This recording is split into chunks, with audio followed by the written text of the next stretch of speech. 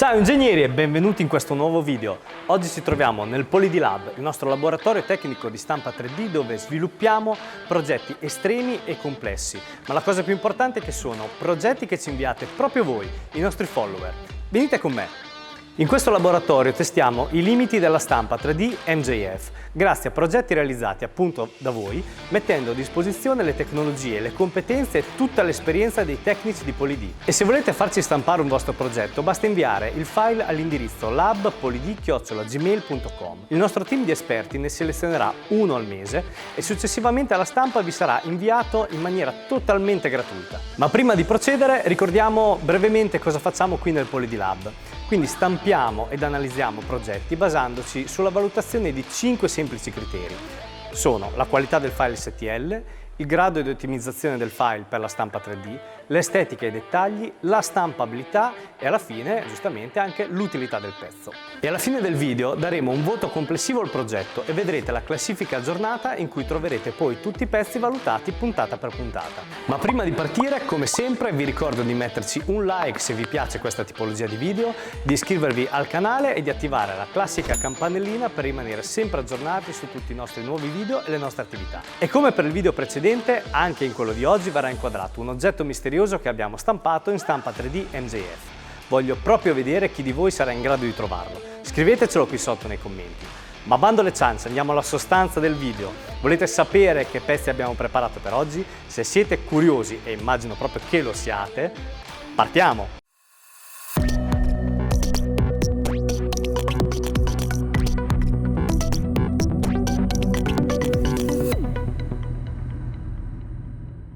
Il pezzo selezionato per il video di oggi è quello di Marco Saracino.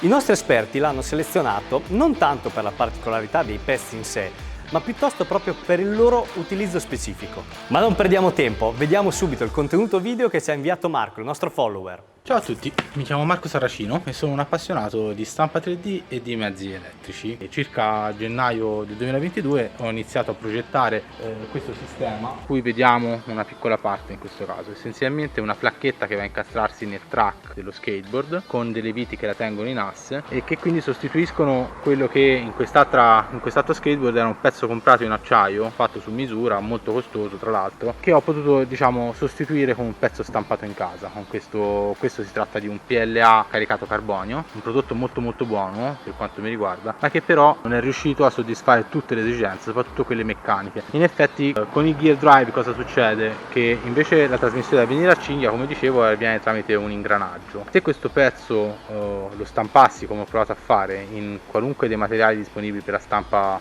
domestica, quindi vari nylon, PETG caricati eccetera eccetera, per quanto alcuni materiali siano decisamente migliori di altri, comunque non si riusciva a risolvere il problema della temperatura. Purtroppo si genera una temperatura piuttosto elevata e quasi tutti i materiali che ho provato vanno in difficoltà molto velocemente. Fortunatamente ho incontrato PolyD che mi ha permesso di realizzare i miei prototipi senza spendere un capitale e senza aspettare tantissimo tempo. In effetti il primo pezzo che ho chiesto a PolyD di realizzare era proprio questa puleggia. Ha funzionato egregiamente, questa è la stessa puleggia che ho in utilizzo su questo mezzo ormai da diversi mesi e come potete vedere, al di là di essere un po' sporca per il grasso che ci va a finire, è perfettamente funzionante, intonsa, non ha nemmeno un difetto, quindi diciamo che è un materiale, quanto riguarda questa applicazione, del tutto paragonabile a un metallo, un alluminio. Un altro pezzo fondamentale invece era questa placchetta, di cui qui ho una replica, che serve per far abitare il motore sulla placca di plastica. Purtroppo anche qui, utilizzando materiali stampati a casa, purtroppo a un certo punto la temperatura, anche se la sollecitazione meccanica è minima, ma quella a livello di temperatura è notevole e purtroppo un minimo di deformazione a volte avviene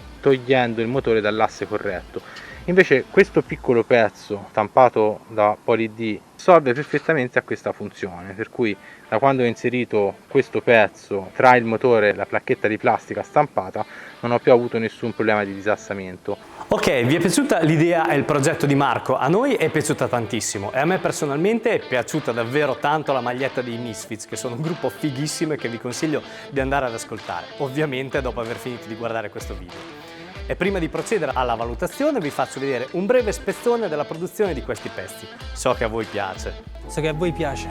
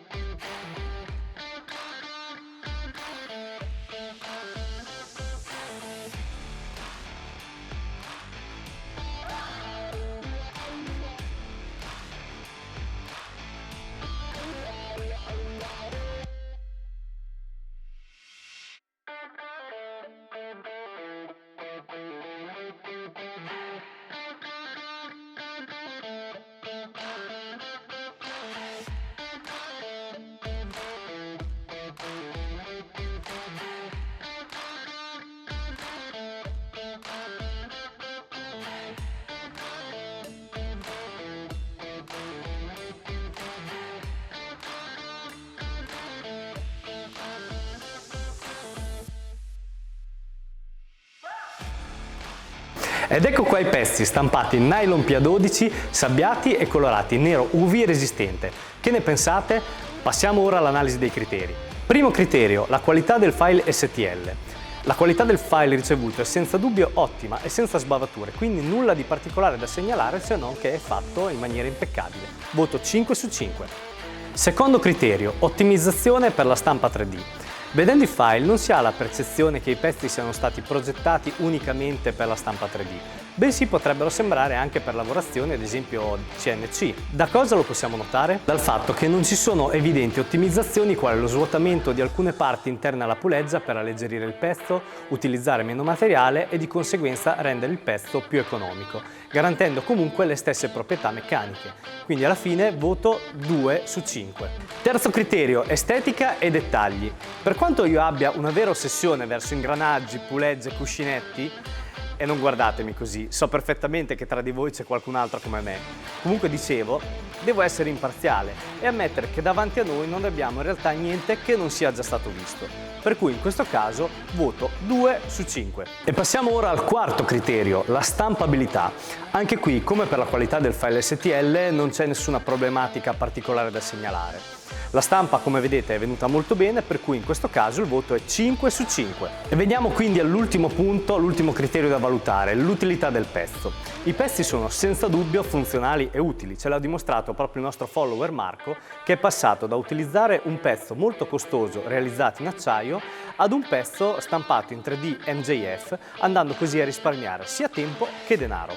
Quindi in questo caso voto 5 su 5. Bene, facciamo quindi un breve riepilogo dei voti assegnati a questo progetto. Dicevamo, qualità del file 5 su 5, ottimizzazione per la stampa 3D 2 su 5, estetica e dettagli 2 su 5, stampabilità del pezzo 5 su 5 e utilità del pezzo stesso 5 su 5. Quindi il voto finale, ottenuto sommando tutti i punteggi e dividendoli per il numero dei criteri, cioè 5, è quello di 3.8, che posiziona il nostro pezzo al secondo posto in classifica. Quindi per ora il primo posto, come potete vedere anche dal trofeo, è ancora saldamente in mano al ventilatore bladeless di Valerio dello scorso video, che ovviamente vi consiglio di andare a vedere. Ma prima di salutarci è arrivato il momento di svelare qual è l'oggetto misterioso presente in questo video. L'avete indovinato? Eccolo qua, sono degli occhiali stampati ovviamente in stampa 3D MJF. Li avete visti? Benissimo, se non li avete visti, vi consiglio un paio di occhiali anche a voi. E per oggi è davvero tutto, spero che questo video vi sia piaciuto e l'abbiate come sempre trovato utile. Ma fermi tutti perché ho avuto un'idea per il finale. Ciao a tutti e buona stampa 3D! Oh, come si frena? Ciao! Che caro!